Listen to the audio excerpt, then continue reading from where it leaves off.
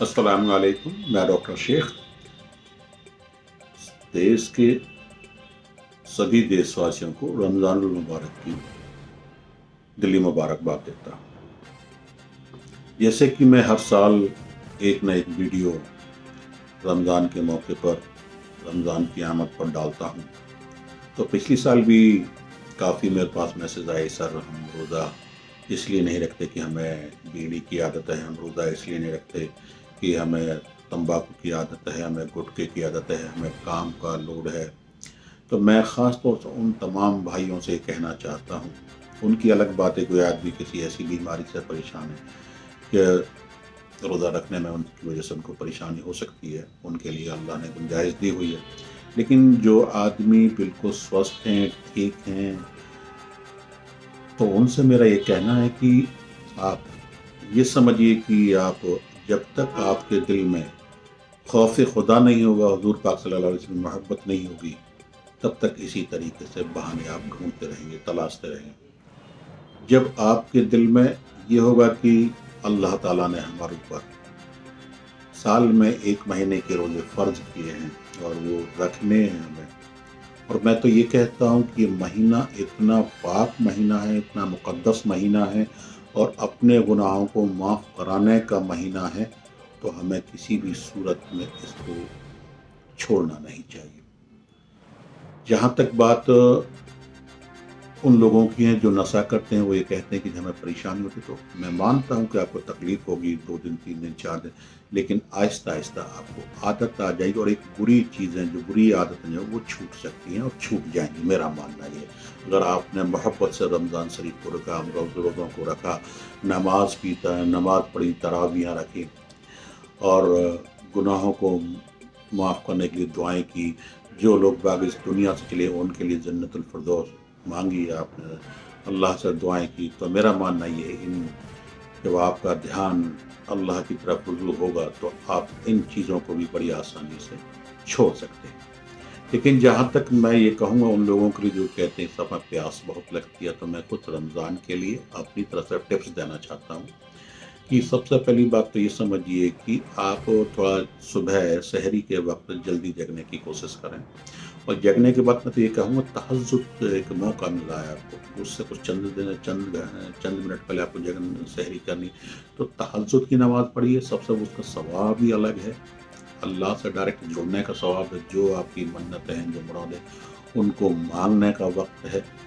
तो सबसे पहले तो आप तहज्जुद के वक्त जगिए और तहज्जुद की नफ़िलें आप पढ़िए, तो उसके बाद सहरी करें। तो ख़ास तौर से मैं ये कहना चाहूँगा, सहरी में आप जो ज़्यादा तली हुई चीज़ें, भुनी हुई चीज़ें, ज़्यादा मिर्च मसाले वाली चीज़ें ना खाएँ, क्योंकि इनके खाने से क्या होगा, एसिडिटी बनती है, गैस बनती है और उससे प्यास की शिद्दत प्यास ज़्यादा लगती है। आप सहरी में मैं ख़ास तौर से मैं यही कहूँगा कि रोटी के साथ रोटियों का इस्तेमाल ज़्यादा करें आप, दूध का इस्तेमाल ज़्यादा करें आप, दही का रोटी दही से खाएँ, तो आपको मेरा मानना ये है 12 बजे तक प्यास लगेगी ही नहीं अगर आप दही का इस्तेमाल करेंगे। जितनी तली हुई चीज़ें, भुनी हुई चीज़ें, तेज़ मिर्च मसाले वाली चीज़ें खाएँगे, उतनी ही प्यास ज़्यादा लगेगी। और एक नुस्ख़ा और अपनी तरफ से देना चाहता हूँ, ये समझ लीजिए कि सहरी करने के वक़्त जो भी आप खाना खाते हैं, ज़्यादा ना खाएँ, पेट भर कर ना खाएँ, क्योंकि ज़्यादा रहता है तो छाती पे खाना रखा रहता है, सीने में जलन होती है, गले में पानी आता रहता है, उल्टी वोमिटिंग होने की शिकायत, डर रहता है, उसका रोज़ा ख़राब होने के चांसेस भी रहते हैं। तो इसलिए खाना जो भी सहरी करें, उतनी करें जो आप ठीक से रह सकें। सहरी खाने के बाद जो भी आप खाते हो, खाना खाने के बाद 2 सब्ज़ इलायची यानी हरी इलायची आप चबा-चबा कर ऊपर से पानी पी लीजिए। मेरा मानना ये है कि इससे पानी की जो प्यास की शिद्दत आपको होगी, वो काफ़ी हद तक कम हो जाएगी और पूरे दिन में आपको पानी की ज़रूरत बहुत कम महसूस होगी। अगर इसको लगातार 2-3 दिन करते हैं, तो उसके बाद आपकी एक आदत बन जाएगी रमज़ान की, उसमें आपको शाम तक प्यास की आदत बहुत कम हो जाएगी और प्यास बहुत कम लगेगी। जैसा रोज़ा है, एक बड़ा मुश्किल काम होता है, जब आदमी को रोज़ा लगेगा नहीं तो उसकी मतलब कैसा महसूस होगा आपने रोज़ा रखा है।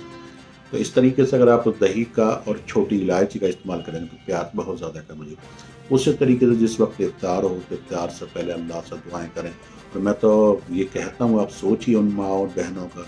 और 3 बजे से लग जाती हैं, 4 बजे से लग जाती हैं, असर के बाद लग जाती हैं, पूरे घर के लिए खाना बनाना है। गैस के पास खड़ी रहती हैं, आग के पास खड़ी रहती हैं और तमाम तरह की, जबकि आम दिनों में तो बहुत कम खाना बनता है। इफ्तार से लेके फजर से लेके उनको जो है खाना ही आपको बनाना है, इसके लिए बना इफ्तारी बनानी है, पूड़ियाँ तलनी है, मंगोड़े बनाने हैं, चने बनाने, इस तरह की तमाम आइटम इफ्तार का इंतज़ाम करती हैं। तो अल्लाह का दे कि शुक्र, माँ बहन बेटी कितनी मेहनत करते हैं। तो मैं तो ये कहता हूँ कि जो है उनका भी आप हाथ बटाइए काम करते वक्त, जो भी आप अगर घर पर रहते हैं तो हाथ बटाने की कोशिश जो भी आप करते हैं। जहाँ तक इफ्तार में भी मैं यही सलाह दूंगा आपको, जो अपनी माँ बहन बेटियों को, तो ज़्यादा उसमें भी चटपटे खाने, ज़्यादा मिर्च मसाले वाली चीज़ें बिल्कुल इस्तेमाल ना करें। फलों का इस्तेमाल ज़्यादा करें, खीरे का इस्तेमाल ज़्यादा करें, सेब का इस्तेमाल करें, अनार का इस्तेमाल करें, चीकू का इस्तेमाल करें, खजूर का सही रोज़ा खुलता है।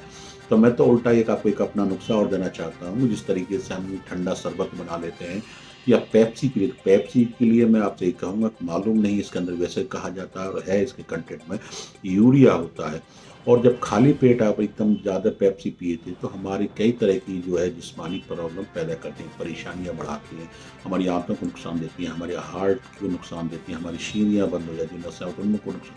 तो इसलिए पेप्सी और कोल्ड ड्रिंक को बिल्कुल इस्तेमाल ना करें। इसके लिए मैं आपको यह कहता हूँ, या तो रूह अफ़ज़ा का शरबत तैयार कीजिए, या आप ऐसा करिए 3 बजे 4 बजे जो है 8 10 15 खजूर लीजिए, उनको पानी में डाल लीजिए और डालने के बाद उनकी घुट निकाल कर उनको शरबत टाइप बना लीजिए। और जौ, गेहूँ और चने, इनका एक सत्तू बाज़ार में बना हुआ मिल जाता है, उसको ले लीजिए और लेने के बाद उसमें जो है जो आपने शरबत तैयार किया खजूर का, उसमें एक मिक्सर लीजिए और ज़्यादा उसमें बर्फ़ का इस्तेमाल ना करें। तो उसका एक शरबत बनाकर आप फ्रूट के साथ ले सकते हैं, केले के साथ ले सकते हैं। तो ऐसी चीज़ों से रोज़ा खोलिए जिससे कि आपको कोई नुकसान ना हो। दूसरा क्या है कि पानी ज़्यादा ना पिएं, जितना आप पानी पिएंगे उतना ही आपका पेट फूलेगा, ब्लोटिंग होगी, गैस बनेगी, फिर आपको नींद आएगी, आप इसा की तरह नमाज और तरावी में भी कोताही बरतने की कोशिश। तो इसलिए जो है कोशिश ये करें कि हल्की जो है चीज़ों से रोज़े का इख्तियार करें और इफ्तार करने के बाद में इशा की नमाज़ पढ़ें, तरावी पढ़ें, उसके बाद जो हल्का खाना खाएँ और फिर असल खाना आपको तरावी में लेना है और मतलब सहरी के वक्त लेना है। तो जितना आप हल्का खाना खाएँगे उतना ज़्यादा बेहतर रहेगा, आपको कोई किसी तरह का नुकसान नहीं होगा और आसानी से आपके अल्लाह रोज़ों को पूरे कराएँगे।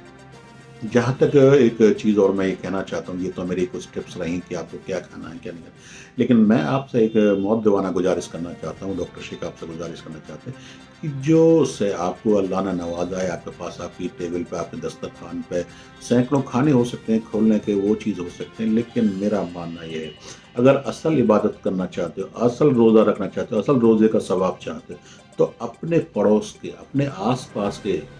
अपने मोहल्ले में, अपनी गलियों में और सब मिलकर, मैं एक के लिए नहीं कह रहा हूँ सारे मोहल्ले को एक आदमी देख ले, अपने आसपास एक एक दो दो घरों को देखकर आदमी जो है दो दो तीन तीन घरों को देख ले, तो जो आपसे मैसर हो सके, जो आपसे मदद हो सके, अपने गरीब भाइयों को भी उनका जो है इफ्तारी में जिस तरीके से रमज़ान रखने में मदद करेंगे, वो अल्लाह आपको उसका सवाब अजर बहुत ज़्यादा देगा, बहुत ज़्यादा देगा। तो मेरी आपसे गुजारिश है, अपने आसपास, अपने आस पड़ोस के उन लोगों को ऐसा नहीं लगना चाहिए कि ये बड़े हैं, ये अमीर हैं, इनके पास, तो मेरा यही कहूँगा कि उनकी भी आप जितना मदद हो सके उतनी मदद करें। मेरी आपसे फिर एक बार पूरे देशवासियों को अपनी तरफ से,